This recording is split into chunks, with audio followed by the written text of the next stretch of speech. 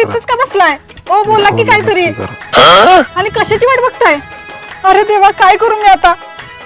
दीदीचा phone आला, उचला.